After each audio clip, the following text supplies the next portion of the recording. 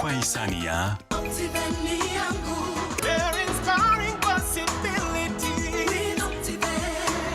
hii ni taarifa kuu halisi na sahihi.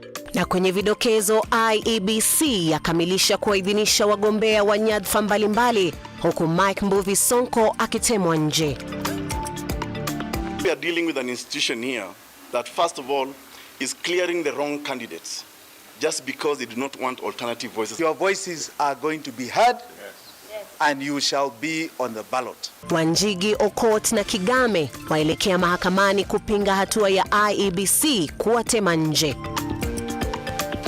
Manifesto ya Azimio yapokea hisia mseto kutoka kwa Wakenya huku wanamrengo wa Kenya Kwanza wakiikejeli.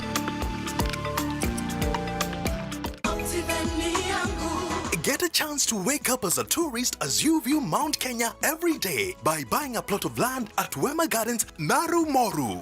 At only 400 meters off tarmac, this is the right place to build your dream home, cottages or holiday homes. You can also buy this property to give to your children as a special inheritance. Water and electricity are in the vicinity, while neighbors are already building their homes. These plots are specially ready for you with title deeds scheduled to be out in 6 months. Buy a 50 by 100 plot of land at Wema Gardens for only 399,000 Kenya shillings. You can also pay for your plot through our friendly one-year installments plan.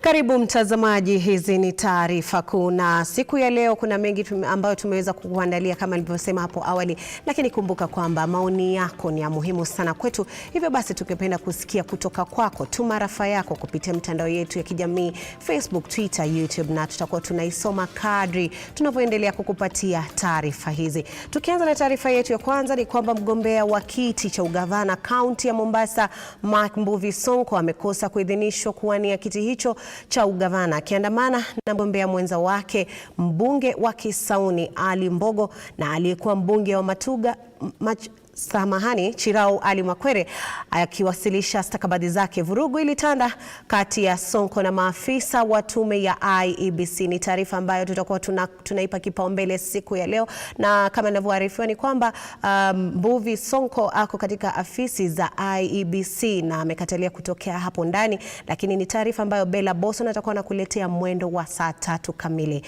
Naam, tukizidi kusonga mbele ni kwamba mfanyabiashara Jimmy Wanjigi, mwanasheria ya Kurokot na mwimbaji mashuhuri Ruben Kigame wameapa kuelekea mahakamani kubatili uamuzi wa IEBC kutoidhinisha kugombea wadhifa wa urais Agosti 9 mwaka huu. Watatu hao wamesisitiza tume ya IEBC likiuka sheria ya kuwanyima nafasi licha ya wao kuwasilisha stakabadhi zinazotakikana. Sasa wanaitaka mahakama ishurutishwe tume hiyo kuorodhesha majina yao katika kura ya urais, kama anavyoarifu mwanahabari wetu Henry Tende.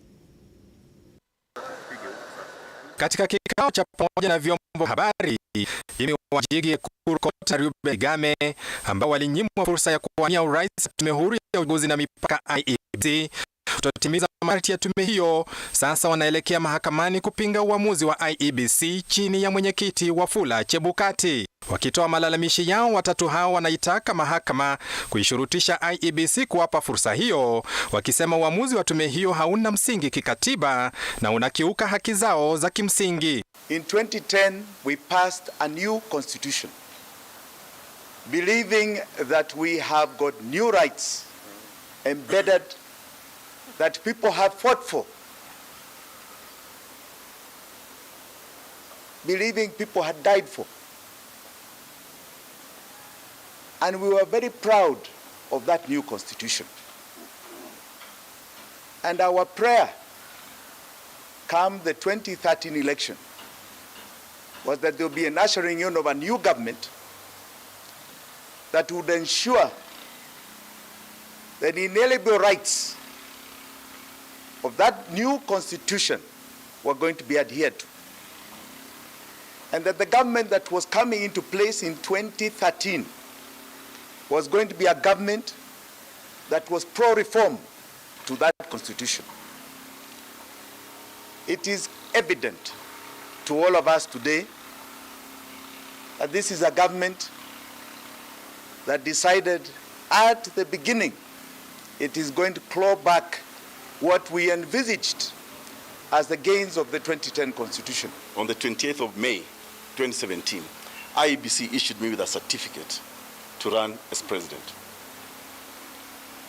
Last Sunday, IEBC denied me that certificate on the excuse that my degree certificate is not certified. Isn't that laughable? So I think we are dealing with an institution here that, first of all, is clearing the wrong candidates just because they do not want alternative voices like Wills has said. We will use the law to challenge every single decision that IEBC will make. But we do believe that if IEBC is minded to apply the law, we should not even, they should be inviting us at this point that we made a mistake, come we correct it. They should not wait for us to appear before them because they have applied this law. They have been parties to court cases where this law was applied. They cannot turn at this particular point, but we will vigorously fight it in court until the end. Viongozi hao aidha wamesema tume ya IEBC imeonyesha upendeleo wa wazi katika shughuli nzima ya kuidhinisha wagombea urais na kuitaka tume hiyo kufanya maamuzi kwa kigezo cha demokrasia. I have been included on the ballot before. But why this particular time? I rest it all on one person called Wafula Wanyonyi Chebukati and the commissioners and the entire body of the IEBC. Chebukati and IEBC are the most discriminating entity in this country. We are not going to tire. We are not going to allow our country to be mistreated like somebody's chattel, or we're not going to allow individuals to hide behind institutions. Personally, I'm going to make a case against each and every of those commissioners because people cannot make decisions that are injurious to a country, to people, and then hide behind an institution called IEBC. Shutuma za watatu hao vilevile zilielekezwa kwa serikali kuu ikilaumiwa kutumia vitengo vya serikali kukandamiza demokrasia. And we want to tell the current head of state, you shall not succeed. You shall not succeed in muffling the voice of the people and giving the people the voice that they want to speak for them on the ballot. You will not succeed. Jimmy Wanjigi amesema uamuzi wa tume ya IEBC kumnyima tiketi ya urais mwaka huu ni kinyume cha sheria, na amesema ataelekea mahakamani ili kuhakikisha jina lake liko katika orodha ya watakaowania urais ifikapo Agosti mwaka huu. Henry Tende, Look Up TV. Naam, shukran sana Henry Tende kwa taarifa hiyo. Nikiziangalia rafa zenu hapa zikimiminika moja baada ya nyingine, tunaye Joshua Kamau akisema is watching na kusema kwamba tuned in at Ndwaru, keep up the good work, Look Up TV, crisp production. Naam, shukran sana. Nao pia vile tuko naye Alex Owiti pia akisema is watching. Shukran sana Kasichana Kenga ambaye ni dadangu pale akisema keeping it Look Up TV, na pia akisema he watching na kurudi tena pale Alex Owiti akisema IEBC is following the procedure, no sacred cows, the cost of a runoff is very expensive. Na maoni yake Alex Owiti. Na vile vile pia Joshua kama akirudi akisema funny how comedians and artists are being given political based leadership positions. Naam, tuma rafa yako mtazamaji wetu na tutakuwa tunaisoma kadri tunavyoendelea kukupatia taarifa hizi. Tukizidi kusonga mbele ni kwamba Baraza la Wanahabari nchini Kenya limewasihi wanahabari kuzingatia usawa miongoni mwa maadili mengine katika utendakazi wao, haswa wakati huu wa kampeni za uchaguzi. Katika kongamano la wanahabari kuhusu uchaguzi ulioandaliwa jijini Nairobi hii leo, baraza hilo pamoja na shirika la Katiba Institute limeahidi kuhakikisha kuwa wanahabari wana ujuzi na vifaa wanavyohitaji ili kueneza habari kwa haki na usawa. Senge Suzi na uketo wa taarifa hiyo. Ikiwa takriban siku 62 kabla ya uchaguzi mkuu wa Agosti 9, Baraza la Wanahabari humu nchini na shirika la Katiba Institute limeandaa kongamano la wanahabari ili kujadili mikakati mbalimbali ya jinsi wanahabari watatoa habari za siasa kwa usawa. Akizungumza baada ya kongamano hilo, mkurugenzi wa mafunzo katika Baraza la Wanahabari Victor Bwire amesema kuwa wanahabari wana jukumu la kuhakikisha kuwa Wakenya wanapata habari za ukweli na haki wakati wowote. Remember, as media, you have three responsibilities largely. You have the responsibility to the voter. You must give information, fair, extensive information to our voters to enable them elect whoever they think can lead them. So that's a big responsibility. So let's give voters a lot of information, and which information, especially in this era of misinformation, information that is factual, that is relevant and topical. Obviously, we have a responsibility to the candidates. Let's give this kind of much as there are too many, but give them a fair a chance to sell their agendas, even if they don't have, even if it is cut and paste from others. Christine Mkonge ambaye ni mkurugenzi katika shirika la Katiba Institute amewasihi wanahabari kutafuta mbinu za kutathmini iwapo habari ni za ukweli kabla ya kuchapisha, na kuongeza kuwa kusambaza habari zisizo za ukweli zaweza kuchangia ghasia baada na hata wakati wa uchaguzi. We've heard of deepfake videos and others that people use to provide misinformation against candidates or other persons they are opposed to, and of course as well to what can I call issues of violence in our country. Violence and elections also come in hand sometime.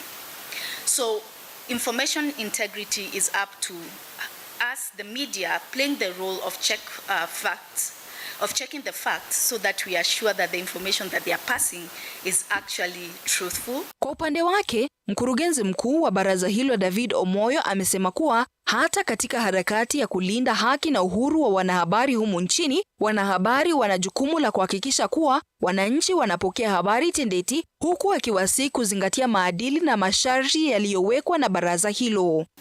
Also reminding the media from time to time about the ethics, the principles of balance and objectivity, and making sure that people can see and trust that we are balanced and objective. Because while we undertake to protect the rights and privileges of journalists and the media, we also have an obligation to protect the rights and privileges of the consumers of the media. And we have to pause and reflect when there is a fair noise about our balance and objectivity. Hata hivyo, balozi wa taifa la Norway humu nchini ambaye pia alihudhuria kongamano hilo amelipongeza bunge kwa kupitisha sheria inayoruhusu kila mmoja kupata ujumbe wowote unaohusiana na serikali. Let me also join others in lauding Kenya's efforts in implementing the Access to Information Act of 2016. That really paved the way to the constitutional promise of access to credible, accurate and timely information. I'm sure we will discuss that a lot today, but let me just also emphasize from my perspective and from my own country how important this is. Maybe 15 years ago, 20 years ago, maybe not that long, we changed our system in Norway. Before that, everything was off limits to the public unless you had a very good reason to get access to it. Wito sasa umetolewa kwa vyombo vya habari kunadhifisha utendakazi wao, hususan katika kutoa habari zinazoegemea upande wowote na kukuza maadili ya wanahabari katika shughuli nzima ya uchaguzi mkuu. Senge Suzi, Look Up TV, Nairobi. Naam, taarifa yake Susenge ndio inatupeleka katika muda kidogo wa mapumziko. Kumbuka taarifa hizi zinapeperushwa kupitia GoTV na Star Times pia. Naam, tutakuwa tunarejea katika muda usiokuwa mrefu na taarifa zaidi.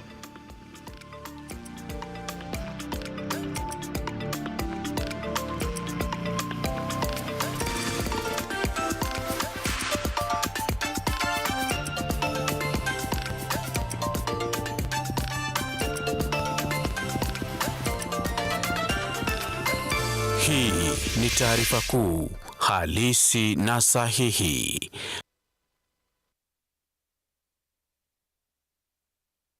Yippee! Kamata ploti na 349K. Oh yes! For only 349,000 Kenyan shillings, you become a plot owner at the Great Oasis Gardens, NANYUKI. The Great Oasis Gardens, NANYUKI is located along the Nanyuki-Rumuruti Road, only 11 minutes from the Cedar Mall and right opposite Mount Kenya Wildlife Estate. This is the best place to establish the getaway home that you have always dreamt about.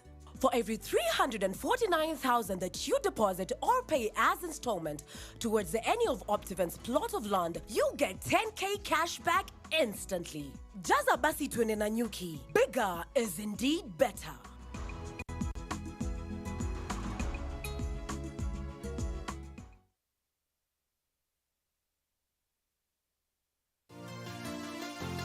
Yeah.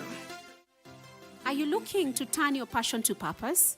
Vera Beauty and Fashion College now brings you online classes at the comfort of your home. We are a TVET-approved institution with over 20 years' experience in training competency-based courses in fashion design and creative arts, cosmetology, hairdressing, beauty therapy, interior design in soft furnishings, event decoration and flower arrangement, hospitality and catering, and training of trainers. To enroll, call us today on 0704 577 577 or visit our website at www.verabeautycollege.com.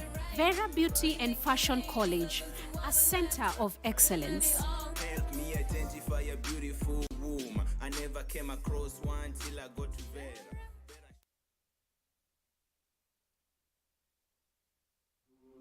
Welcome to Look Up Guest House Retreat and Prayer Center. When you first come in, we will be happy to receive you at our reception, then proceed to our cozy and well-equipped accommodation facilities. We aim to provide our guests with a unique, comfortable, and worthwhile experience. Here at Look Up Guest House, we provide our guests with a continuous supply of room amenities.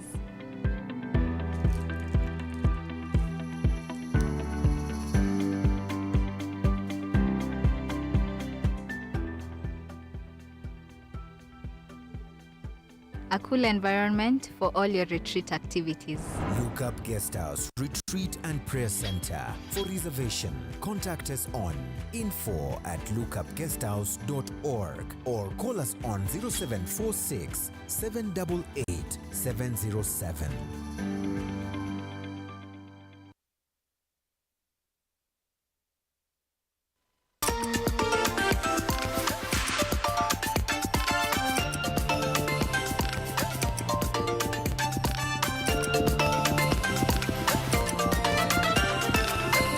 Hii ni taarifa kuu halisi na sahihi. Karibu mtazamaji, mimi na mwenzangu Josephine huko tuendelee kukutaarifu huku manifesto ya Azimio ikiibua hisia mseto miongoni mwa Wakenya na wanasiasa. Mwandishi wetu wa habari Brana Mwai anatupea utathmini zaidi na sura nzima ya ajenda 10 za manifesto hiyo. Akizindua manifesto yake, kiongozi wa ODM na mgombea urais wa muungano wa Azimio Raila Odinga aliahidi kushughulikia nguzo 18 muhimu chini ya ajenda kuu 3. Ajenda hizo zikiwa mapinduzi ya kiuchumi, mabadiliko ya kijamii na utawala bora. Katika siku zake 100 za kwanza iwapo atachaguliwa kuwa rais, Raila Odinga ameahidi kuweka kipaumbele katika kupunguza gharama ya maisha. Pili, Raila aliahidi kuboresha malipo na masharti ya kuhudumu kwa wanajeshi wa Jeshi la Ulinzi la Kenya KDF. Pia aliahidi kutekeleza kikamilifu mageuzi ya polisi kama ilivyoainishwa katika katiba. Pia katika siku zake 100 za kwanza, kiongozi huyo wa upinzani aliahidi kutatua changamoto za ujangili na usafirishaji haramu wa binadamu. Alipendekeza kifungo cha maisha jela kwa watakaopatikana na hati ya ujangili au kumiliki pembe za ndovu. Raila alipendekeza hatua kali zitakazowafanya wanachama walioteuliwa na waliochaguliwa katika utawala wake kutia saini mkataba wa kukabiliana na ufisadi ambao utawahitaji kuanzisha mipango ya kukabiliana na ufisadi katika sekta zao.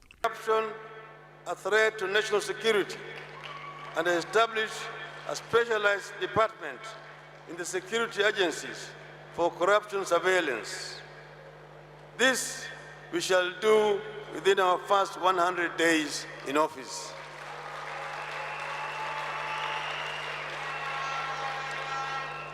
So in conclusion, I just want to say, as the Azimio government wants to face this dragon called corruption head-on, to ensure that we can be able to do our things in a clean and fair manner. Kenya has a great potential. Kenya is a great country, surrounded by neighbors with whom we want to work very closely. We are going to work towards the creation of East African Federation. Aliongeza kuwa ataliangazia bunge kubuni taratibu zitakazoharakisha upelelezi, uendeshaji wa mashtaka na usikilizwaji wa kesi zinazohusu ufisadi na uadilifu. Iwapo atachaguliwa, Raila alisema mpango wake wa Inua Jamii utasaidia familia maskini kupokea shilingi 6,000 kila mwezi. Kuhusu afya, kupitia mpango wake wa WABAKEA, Raila alisema utawala wake utaunganisha wahudumu wa afya ya jamii katika mpango wake wa kupeleka huduma za afya katika maeneo ambayo ni magumu kufikiwa. Kuhusu kilimo, Raila alisema serikali yake itahimiza usindikizaji wa mazao ya kilimo na uongezaji thamani. Pia katika siku zake 100 za kwanza, Raila aliahidi kuondoa ada za leseni kwa uvumbuzi mpya wa utengenezaji unaoongozwa na vijana. Ajenda zake 10 ni azimio la ugatuzi, azimio la jitihada, azimio la kinamama, azimio la ukulima, azimio la viwanda, azimio la wananchi, WABAKEA, Waste No Child. Hapa Odinga alisema atahakikisha kuwa mtoto anapata elimu kupitia mpango wake wa bure wa Waste No Child. Pia itashughulikia wanafunzi wa vyuo vikuu na taasisi za mafunzo za ufundi stadi. Ajenda nyingine ni ajenda ya maji kwa kila boma na uendelezaji wa serikali. Kinara huyo wa ODM atakuwa analenga jaribio la 5 katika kiti cha urais baada ya majaribio 4 bila mafanikio miaka 1997, mwaka 2007, mwaka 2013 na mwaka 2017. Azimio!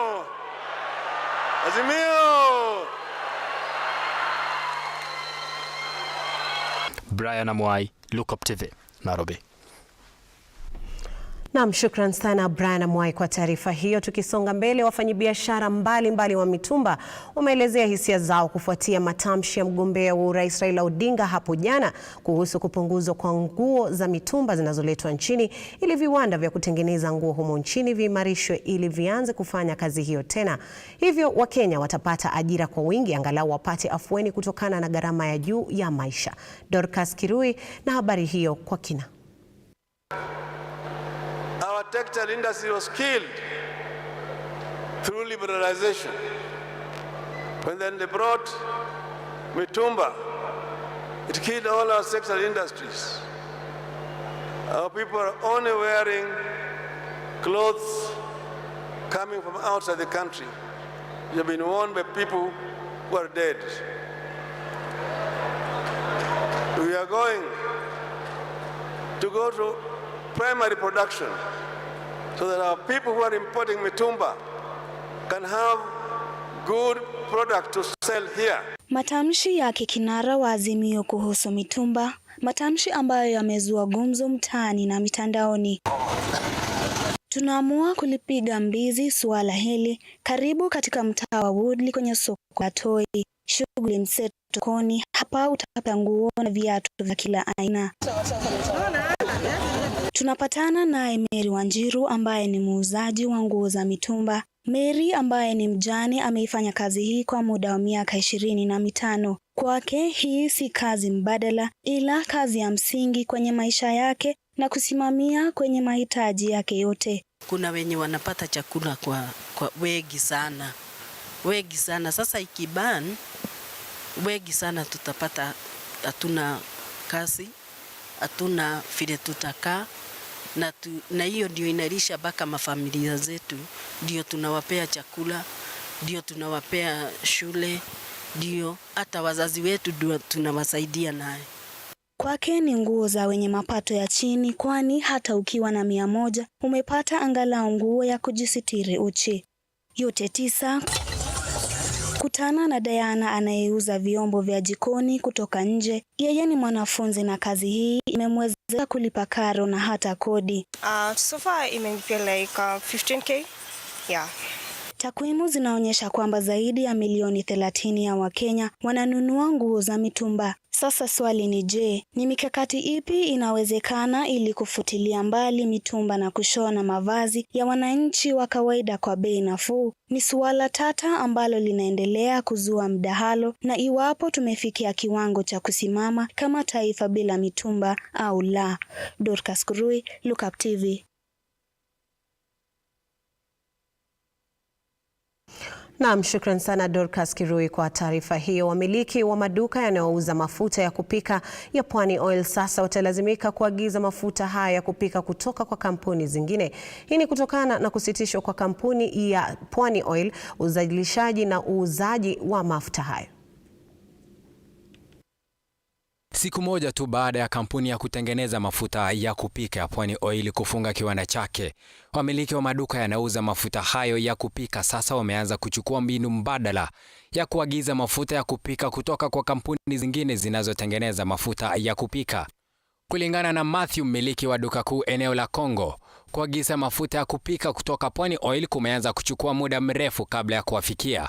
Zinakaa sana kabla tujaletewa. Ukipress order unapata labda wanamaliza karibu 1 week 2 weeks kama hujaletewa, ama ukiletewa uletewi zote, unaletewa aina zingine hakuna. Yeah, maybe okay, kama wako nayo si wana supply, so obviously ni shortage. Yeah. Wanaofanya biashara ya kuuza mafuta ya kupima eneo hilo sasa wanatabasamu kwa sababu ya kuongezeka kwa wateja. Sasa unaona tumeanza kupata makastoma wenye walikuwa wamezoea hizo products, wanarudi wananunua hizi yetu. Yeah, YouTube. Prices sasa tunauza the lowest ni 20 bob. Tunapima kuanzia 20, 30, 50 hivyo kuendelea. Yeah. Na the other side compare to your side ingine, sasa ukiingia super the lowest tunaweza buy ni half liter. Meaning kama uwezi afford hiyo sasa ni ngumu na wenye life iko hivi. So I think ni mbao tu. Unaona saa kama kuna so unaweza toa mbao ya mafuta na budget inaweza ingiana hapo.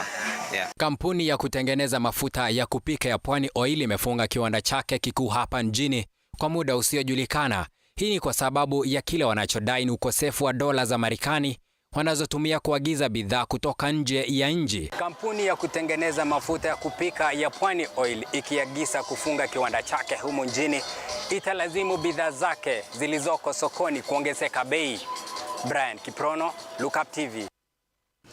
Naam, baada ya taarifa ya Brian Kiprono, tuende kwa taarifa ambayo ya furaha yani, kwa sababu ni taarifa kuhusu mojawapo ya familia katika eneo bunge la Ikolomani, kaunti ya Kakamega. Sasa wana furaha isiyo na kifani baada ya Alice Kasiala kujifungua pacha wawili wa kiume katika hospitali ya rufaa ya Kakamega. Alice ambaye ni mama wa wasichana watatu amebarikiwa na watoto hao wanne baada ya kutamani mtoto wa kiume kwa muda mrefu. Charlene Mwende ametuandalia taarifa hiyo. Kutana naye Grace Kasiala, mkazi wa eneo bunge la Ikolomani, kaunti ya Kakamega, ambaye sasa ni mama ya watoto 7 kwa jumla baada ya kujifungua pacha wawili wa kiume, yani watoto 4 wa kiume kwa wakati mmoja. Nilikuwa na mimba. Hiyo mimba nikapepa watoto 4 kwa tumbo. Halafu nimezaa. Kujifungua watoto 4 mara moja kwa kawaida huwa si jambo rahisi, lakini Grace amejaliwa kujifungua watoto hao salama, isipokuwa mmoja ambaye bado yupo hospitalini. Mtoto wa kwanza alitoka 2.1 kilograms, wa pili akatoka 2.1, wa tatu 2.1, mtoto wa 4 ndio alitoka 1.2. But so far watoto wengine tumeweza kuwa discharge kwa sababu wanakula vizuri. Huyu mtoto mwingine yeye bado, kwa sababu bado ni mdogo, 1.2, leo ndo alikuwa amepanda to 1.235 kilogram. Sasa yeye bado yuko kwa incubator na naona ni kama tutakaa naye kwa muda tukimlisha pre-nani.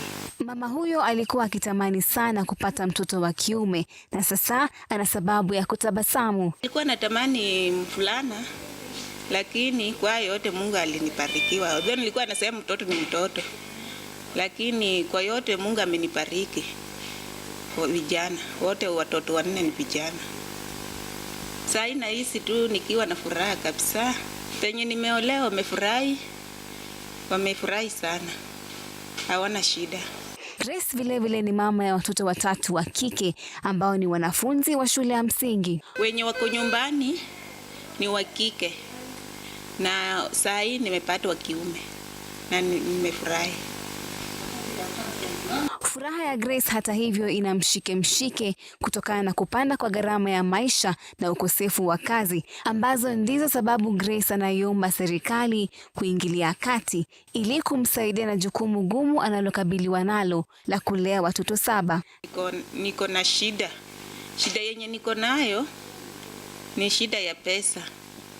Sisi wote hatuna kazi vizuri, na wale watoto wenye wako nyumbani wanahitaji chakula ni ngumu kupata, na hata hao wenye nimezaa hawa wanahitaji mtu wa kuwalinda, kama mtu wa kufanyia kuwatunza, na mimi mwenyewe sijiwezi sana, nahitaji msaada. Serikali mwezi kunisaidia. Shalin Mwende, Look Up TV. Shukran sana Shalin Mwende kwa taarifa hiyo. Wakenya husema kila anayekuja mtoto anakuja na sahani yake. Hongera sana kwa mwanamke yule, na ni furaha ilioje kwa familia yake. Wanasiasa wa muungano wa Kenya Kwanza wamekejeli manifesto ya kiongozi wa muungano wa Azimio One Kenya Raila Odinga. Wakizungumza katika kaunti ya Kakamega, wanasiasa hao wamepinga kile wanachodai ni mpango wa Odinga wa kuzuia mavazi yaliyotumika kuingia au kuuzwa hapa nchini almaarufu mitumba. Shada Kareria na taarifa hii. Wanasiasa wa muungano wa Kenya Kwanza walikita kambi katika kaunti tofauti nchini, wakikita kambi katika kaunti ya Kakamega na eneo la Mlima Kenya.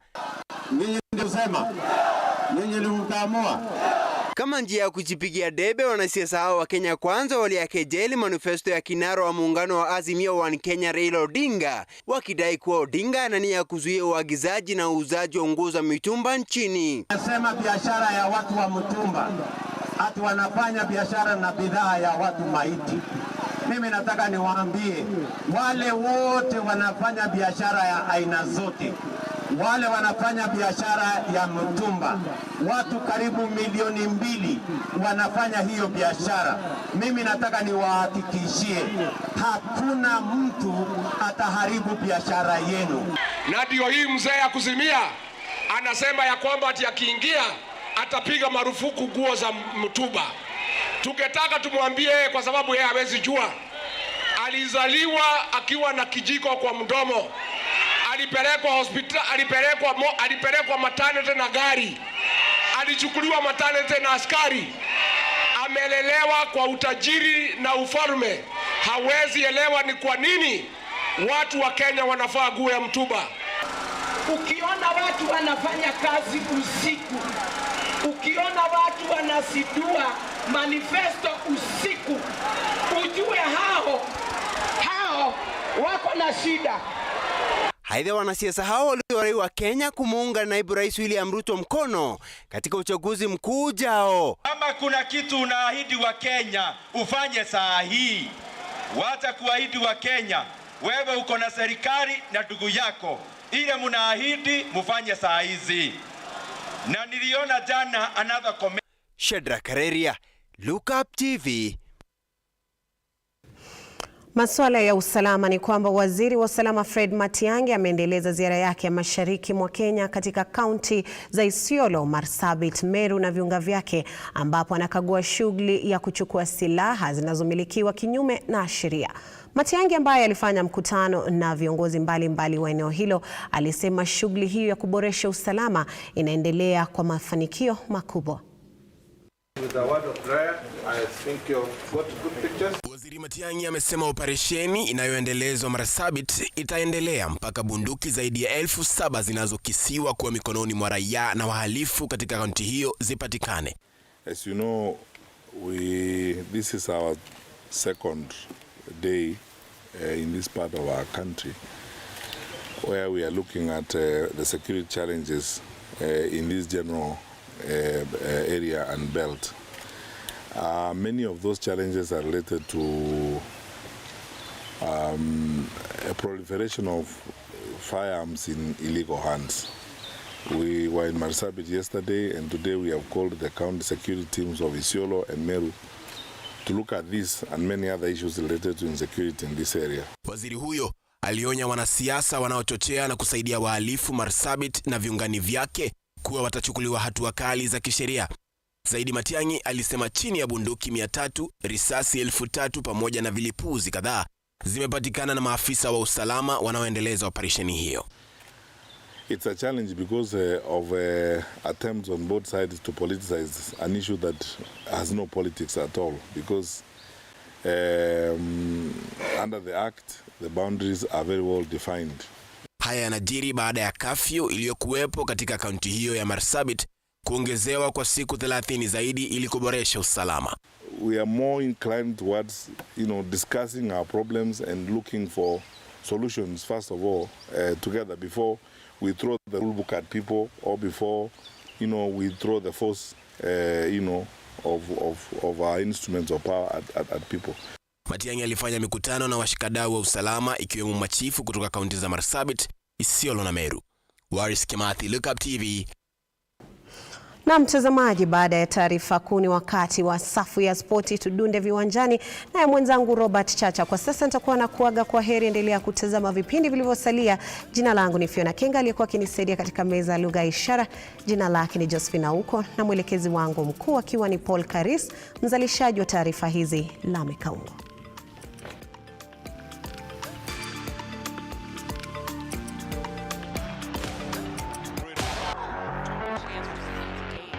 Through the streets of Central Park in New York.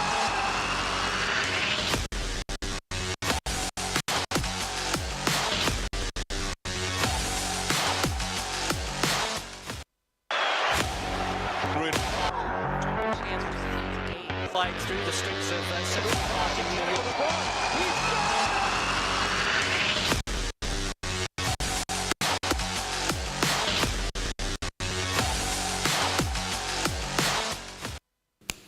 Safi kabisa, karibu kwenye safu ya michezo. Jina langu ni Robert Chacha. Tunaenda mashindano yanayoendelea katika chuo kikuu cha Kenyatta University. Na ni kwamba Wakenya wanatarajiwa kushamiri vizuri kwenye mashindano hayo hapo kesho. Mkimbiaji kutoka chuo kikuu cha Strathmore maarufu kama Mark Kangethe anatarajiwa kushamiri kwenye mita 100 na vile vile mita 200. Mashindano hayo yatakamilika siku ya Ijumaa, ambayo yamevutia wale wana michezo kutoka vyuo mbalimbali hapa Afrika, takriban vyuo 15. Mashindano hayo kama nilivyosema yatakamilika siku ya Ijumaa.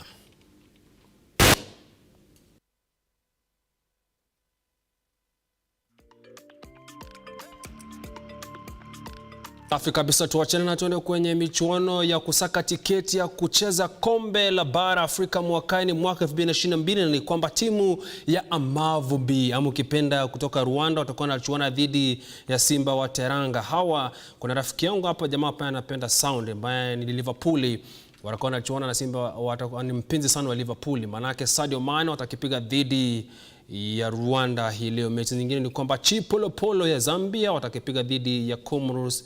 Michuano ya kusaka tiketi ya kombe la bara Afrika mwakani nchini Cote d'Ivoire mkipenda Ivory Coast. Washikilizwa kombe hili ni Sadio Mane mkipenda Senegal. Simba wa Teranga hao ndio washikilizwa kombe la mwaka huu.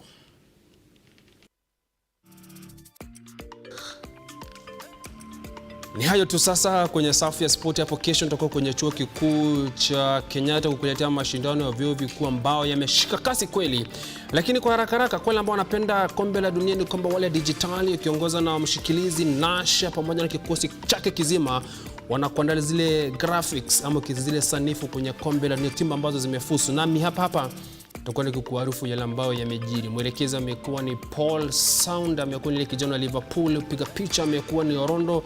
Jina langu ni Robert Chacha. Safi kabisa.